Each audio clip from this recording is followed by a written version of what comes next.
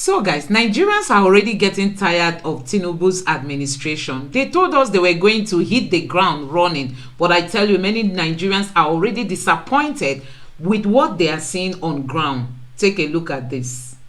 Tinubu is not capable to rule Nigeria. Instead of Tinubu to rule, let the military take over. All right. That's what will happen to Niger to happen to Nigeria. I will be very happy. So, coup should happen in Nigeria? Yes. Is it due? Talking about Tinubu's administration, so guys, it came as a shock seeing the number of ministers that this government wants to work with. Honestly, we are thinking that they were going to cut down the cost of government, but not knowing that Tinubu is bringing in more people into governance in the name of ministers. You can imagine how much we'll be using just to service these people. 48 ministers, meaning that the whole of Tinubu's cabinet is almost 70 persons. I mean, just his own cabinet. Nigerians, reduction of cost of governance is not happening anytime soon with this government. We all know that the APC has come out to say that they don't want Peter Obi. In case if there should be a rerun, they don't want the Labour Party. They don't want Peter Obi to be on the ballot. They said rather Atiku should be given to them for the rerun. Well, you can see what is happening here. The number of ministers that this government has decided to take up. And one keeps wondering, is it that they are trying to plant their soldiers? I mean, people that they'll be using in case if we are to conduct a fresh election or a rerun. Because looking at the number of ministers, Nigerians, at such a time when we don't have money, our economy is dying, people are hungry. The palliative they've been promised us, we've not perceived the smell, not to talk of it getting to the people. And look at the number of ministers while we have just 36 states, but look at how many ministers. We were thinking that this government will come to reduce the cost of governance because Nigerians have been crying right from the time of Buhari that they are spending a lot. We don't have money, but you people are spending a lot. Reduce the number of people you have walking around you. But they now came to increase. Don't you think something might be cooking behind? Is it that they just want to gather all these people from different states? Should an election be reconducted, these people will be like agents already set up. So I'll be bringing Dr. Etel because we also have the next slide to look at. Dr. Etel, let me know just tell our viewers what your own point of view is. Based on the last count, as at last year, the population of the United States of America is not even up to 340 million. But they don't have up to 20 ministers. They call them secretary. They don't have up to 20 ministers, the whole of America. And Nigeria has 48. The highest Nigeria has ever had. At a time when Nigeria's economic situation is the worst it has ever been. So while the things are getting tougher for Nigerians, life is actually pretty much better for the politicians. Okay, let's go back to what the President Tinubu told Labour Group, Nigerian Labour Congress, the organized Labour. When they asked him about this number of ministers, he said that they should see it as him creating employment. Can you imagine? Can you imagine what our president said with his mouth? So that we should consider it that he's creating employment. And now look at it.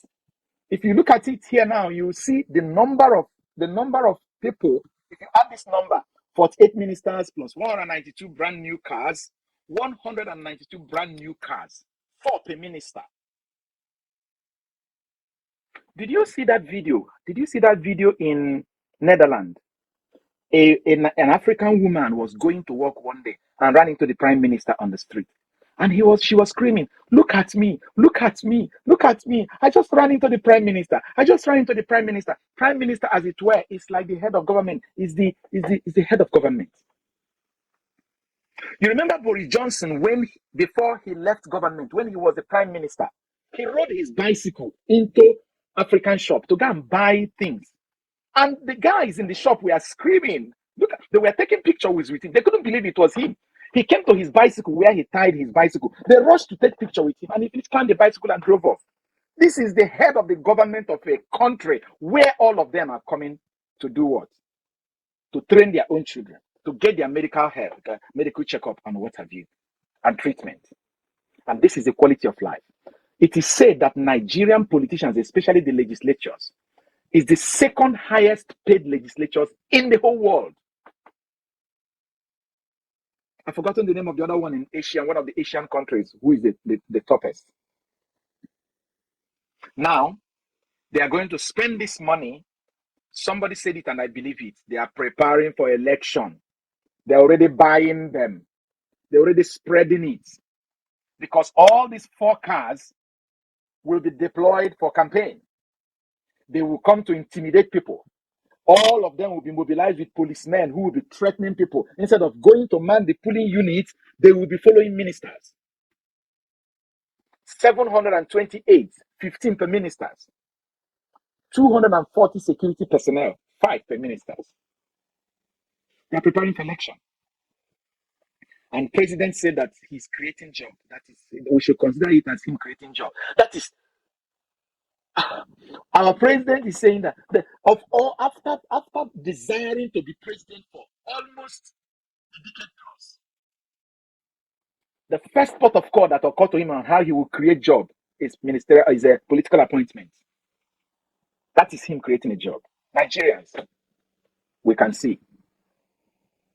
We can see. It's really, really, really, really appalling that this is the way we are going. So I don't have anything to say other than to say that they are preparing for election, and you know that they are preparing for election. They have pleaded the court. They say they are happy to go back to the polls again, provided that Labour Party is not involved. Unfortunately, even with the case on hand, if a second election is declared, they are actually the party that will not be involved. They don't know. But I'm sure they know. They know, they're just talking. You know? Yeah, so talking about this current government, it will shock you to know that even the governors who couldn't govern their own states very well, they've all been brought back to serve as ministers. You can see 9 out of 11 APC governors who lost election now ministers. Because these are the structure patrons. Remember what Peter Obi said? They have the structure of nothing but structure of corruption. You need all those patrons of their structure. You still need them. Because having finished as a governor, you know they still have large pockets. Is anybody investigating them? So all the state money that is in their pocket is still there. So they need to make them ministers so that they can deploy such money during election. It's a very simple logic. They are the custodian of the corruption that Peter Obi described as custodian of the structure that Peter Obi described as structure of criminality and corruption. That is it. That is it. You can see that 41 out of 48 ministers have corruption cases. All those things, they've brushed them by the side. They don't care. Didn't you hear the one of the Benue State where they're saying a man who is a professor, to become a professor, number one, you have to have, you don't necessarily need to be a PhD holder to be a professor though, but it's most unlikely that you could be a professor without being a PhD holder. Because your literature, your publications, your academic work will speak for you. That even if you didn't go to enroll to do a PhD, the university will give you an honorary doctorate degree even before making you a professor. Now, why am I going back this lane? It's because there is one thing about scholars. They like to be thorough.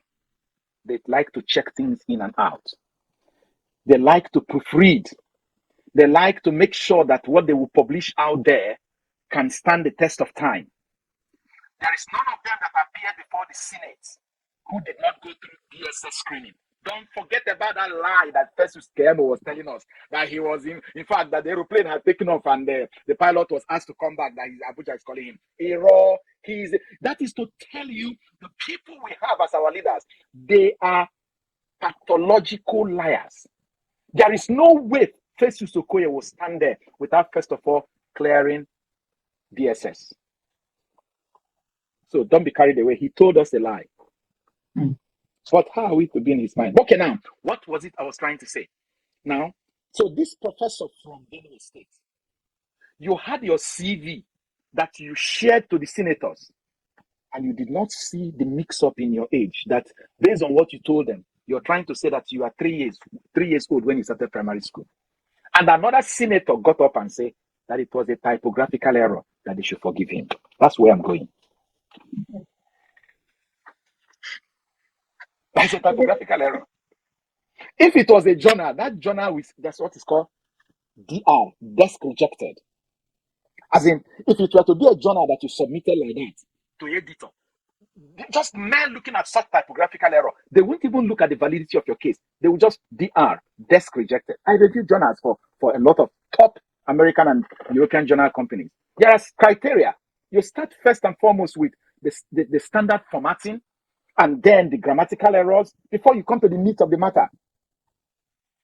That is why when you pick academic journals, top academic journals, there's no error in them because it's gone through rigorous touch. And so this man who is a professor, who is supposed to have been churning out PhD holders, who is supposed to have been teaching, assuming I found myself in his class, teaching me with these values, he came there untidy in his CV.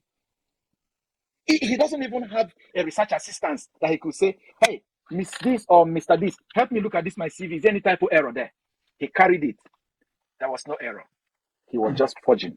He forged. He was telling us lies about his age. And they cleared him. And the senator said, he's from my state. It's a typographical error. Let us just forgive him. And they forgave him. Oh, wow. So, guys, talking about corruption, you can see why Bola, what's the name of that? The EFCC chair, Bola, yes. You can see why this man is being held. 41 out of 48 ministers have corruption cases to answer. And, Bola has been held for some time now. They've not given him the privilege to come to court. They've not sued him, as in, he has not appeared before the courts, as in, they've not, how do they put it? Bring him before the judges to let's know the charges that they have against him. They just kept him there. So you can see this might be one of the reasons why they try to take him out of the way, because he might serve as a stumbling block to many of them. We even know that our Senate president, I mean the current one, yeah, he's also having corruption case like that. But I just pray that with all these things, the judiciary will be able to give a ruling that will rescue Nigeria, because the way things are going now, I don't think is going to help us in the future. So many countries are now looking down on us. It's not as if we have that good reputation before now. But with the happenings now, I tell you, Nigeria is nowhere to be found in the international space. People will look down on us as if everybody in Nigeria is a corrupt person. But you find this corruption mainly among our leaders. I pray that the judiciary will sanitize the ecosystem. So I want us